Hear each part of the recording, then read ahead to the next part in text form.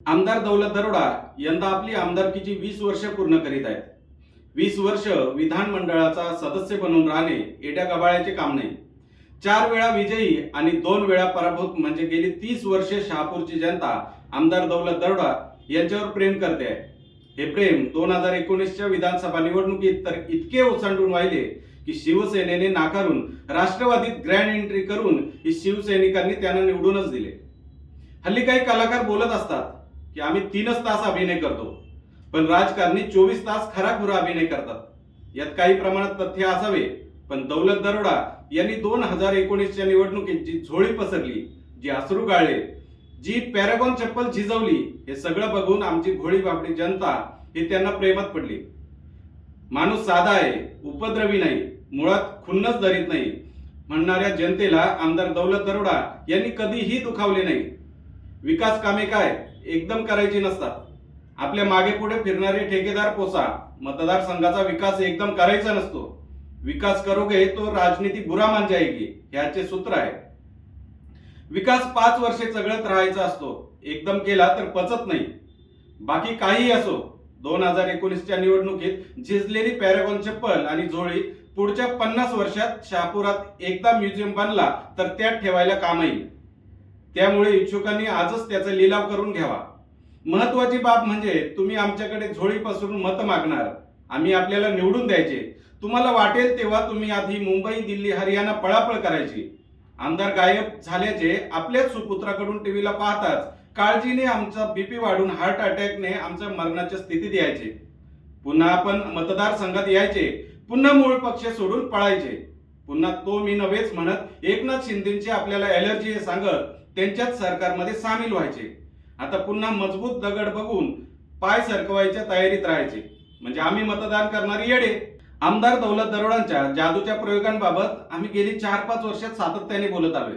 त्या जादूचे आमदार पांडुरंग बरोरा यांचे राजकारणातील जादूचे प्रयोग आम्ही आपल्याला दाखवलेत. अजून विधानसभा निवडणुकीला वेळ आहे, पण दरवर्षी आम्ही त्यांनी दिलेल्या आश्वासनांची आपल्याला आठवण करून देत असतो. मूळ मुद्दा हा आहे की तुम्ही तालुक्यासाठी किती निधी आणलाय हा नाही, तुम्ही आम्हाला निवडणुकीत झोळी पसरून अश्रू गाळून शेताच्या बांधावर पॅरागॉन चप्पल घालून जे आश्वासन दिले ते पूर्ण केले की नाही. आम्ही पुढच्या वेळी आपल्याला दारात का उभा करायचंय, तुम्ही आमच्या दारात मतदान मागायला कसं येऊ शकता. अजित दादा पवार यांनी दिलेला 2023-24च्या पुरवणी अर्थसंकल्पातील 226 कोटीचा निधी किंवा त्या आधीचा करोडोचा निधी तालुक्याचा 5% ही कामाला आला नाही. ठेकेदार ठेकेदारीसाठी नको तिथे निधी मंजूर करून आणतात, पैसा कमवतात. आपण त्याला विकास म्हणत असतो. आता आपण दिलेल्या आश्वासनांचा पाढा वाचूया. 2019च्या विधानसभा निवडणुकीत आमदार दौलत दरोडा यांनी आपल्या वचननाम्यात दिलेल्या आश्वासनांपैकी काही आश्वासने पूर्णही केली नाही. त्यामुळे त्यांना मतदारांच्या दारात उभं राहायचा नैतिक अधिकार नाहीच. त्यांनी फुसकी आश्वासने किती वर्ष झाली तरी पूर्ण केलेली नाहीत, हे जनतेने आता पाहणं गरजेचं आहे. आश्वासन नंबर 1, औद्योगिक क्षेत्रात स्थानिकांना 80% रोजगार मिळवून देणे. पण हा तर मुळात कायदाच आहे, पण कोणालाही रोजगार मिळाला नाहीये, त्याबाबत साधा विचारही केला गेला नाही. आश्वासन नंबर 2, गावागावात पाणी पुरवठा योजना कार्यरत करणे. विद्यमान आमदारांचा कोणताही संबंध नसलेल्या भावली आणि जलस्वराज्य योजना सध्या चालू आहेत, ते यशस्वी होतील, पण ठेकेदार सध्या जोमात आहेत. आश्वासन नंबर 3, गावगाव दर्जेदार रस्ते बांधकाम करणे. गावगाव फक्त ठेकेदारी सुरू आहे, गरज नसताना रस्ते आणि साखव बांधले जात आहेत. बाकी रस्त्यांची दैनाच आहे. मतदारसंघातील रखडलेल्या रस्ते प्रकल्पावरही तोडगा काढता आलेला नाही. आश्वासन नंबर 4, समृद्धी महामार्गाच्या माध्यमातून स्थानिकांना रोजगार व व्यवसाय उपलब्ध करून देणे. स्थानिकांना रोजगार तर मिळाला नाहीच, परंतु परप्रांतीय ठेकेदार स्थानिकांवर गुन्हे दाखल करीत आहेत. ब्लास्टिंगने घरांच्या भिंतींना तडा गेलाय, पण आमदारांच्या काळजाला कंठही फुटला नाही. आश्वासन नंबर 5, तालुक्यातील चोऱ्या आणि गुन्हेगारीला आळा घालून महामार्गालगत सीसीटीव्ही कॅमेरे बसवणे. पण हे काम जर आधीच केले असते तर महामार्गावरील अनेक गुन्ह्यांचा तपास लावायला पोलिसांना मदत झाली असती. आश्वासन नंबर 6, माहुली किल्ल्याला तीर्थक्षेत्राचा दर्जा मिळवून देऊन तेथील भौतिक विकास आणि गर्भसंस्कार भूमीचा दर्जा मिळवावा म्हणून शासन दरबारी पाठपुरावा करणे. या कामात अनेक सामाजिक संस्था, मंडळ, शिवभक्त प्रयत्न करीत आहेत. जेव्हा लोकप्रतिनिधी त्याबाबत उदासीन असतो तेव्हा जनतेला आत्मनिर्भर व्हावेच लागेल. आश्वासन नंबर 7, भात व भाजीपाला उत्पादक शेतकऱ्यांना विशेष पॅकेज मिळवण्यासाठी प्रयत्न करणे. पॅकेज मिळवून देणे इतकी वैचारिक प्रगल्भता आपल्याकडे नाही. उलट भात विक्रीच्या व्यवहारात करोडोचे गफले दरवर्षी होत असतात. भाजीपाला उत्पादकाला आजही दलालांकडून लुटले जात आहे. शेतकरी राजा याचा जाब मतदार पेटीतून विचारणारच आहे. आश्वासन नंबर 8, कॉन्क्रीट रस्ते बनविणे. आज तालुक्यात ठिकठिकाणी कॉन्क्रीटचे जाळे आहे, पण निम्मे रस्ते रखडून पडलेत. झालेली विकास कामे पाहता सगळी पावसात धुवून गेल्यात. प्रशासनावर वचक नसलेले आमदार महोदय कामांची पत्र तर देतात, पण त्या कामाचा 5%ही दर्जा नसल्याने निधी वाया जातो. आश्वासन नंबर 9, अनुसूचित क्षेत्र असल्यामुळे तालुक्यातील रोजगार आदिवासी आणि बिगर आदिवासींना मिळावा म्हणून जनजाती सल्लागार परिषदेत आग्रही भूमिका मांडणे. पण विधानसभा क्षेत्रच अनुसूचित जमातीसाठी राखीव असल्याने या भागातील आदिवासी बांधवांचा विकास होणे गरजेचे होते. जनजाती सल्लागार परिषदेत सोडाच स्थानिक पातळीवरही आदिवासी बांधवांच्या प्रश्नांकडे पाहिले जात नाही, म्हणून श्रमजीवी संघटनेला रोज रस्त्यावर उतरून न्याय मागावा लागत आहे. आश्वासन नंबर 10, शासकीय कार्यालयातील भ्रष्टाचार कमी करणे. शासकीय कार्यालयात हल्ली राजकीय दलाल आणि ठेकेदार अधिकाऱ्यांच्या खुर्चीला खुर्ची लावून बसलेला असतो. एकमेकांचे संगनमत झाल्याशिवाय कोणाचेही काम होत नाही. ठेकेदारी, दलाल यांनी टक्केवारीशिवाय कामे होत नाही. बऱ्याच विभागात तर अधिकारीच ठेकेदार झालेत. आश्वासन नंबर 11, पत्रकारांना पत्रकार कक्ष आणि निवासस्थान मिळवून देणे. पत्रकारांना पत्रकार कक्ष मी देतो, जागा तुम्ही मिळवून द्या असे म्हणणारे आमदार महोदय मुळात शहापुरात जास्त जागा मिळण्या इतक्या पत्रकार सक्षम असते तर त्यांची सोय त्यांनीच केली असती. आपल्या आश्वासनावर का राहिले असते? एक कक्ष मिळवून देऊ शकणार नसाल तर निवासस्थानाची बातच वेगळी. आश्वासन नंबर 12, मोठ्या बाजारपेठ असलेल्या गावांतील वाहतूक कोंडी कमी करणे. शहापूर शहर बकाळ होऊन गेले आहे. जर तालुक्याचे मुख्य गावच सुधारता येत नसेल तर इतर गावांच्या बडाया मारणे नकोच. तसेही त्यावर अजूनपर्यंत काही केले नाही.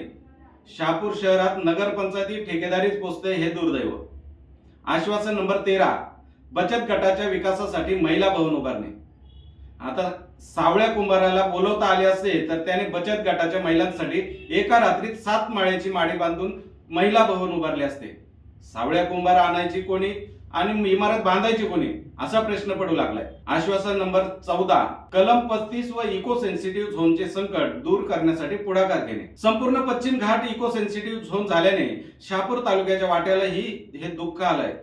पण पुढाकार घेता घेता आमदार साहेबांची चप्पल झिजली पण संकट दूर करू शकले नाही. आश्वासन नंबर 15, जलसंपदा विभागाच्या मोकळ्या जागेत पोलीस ट्रेनिंग सेंटर सुरू करणे. शहापूर तालुक्यात संघर्ष अकॅडमीने शेकडो पोलीस आणि सैनिक घडवले.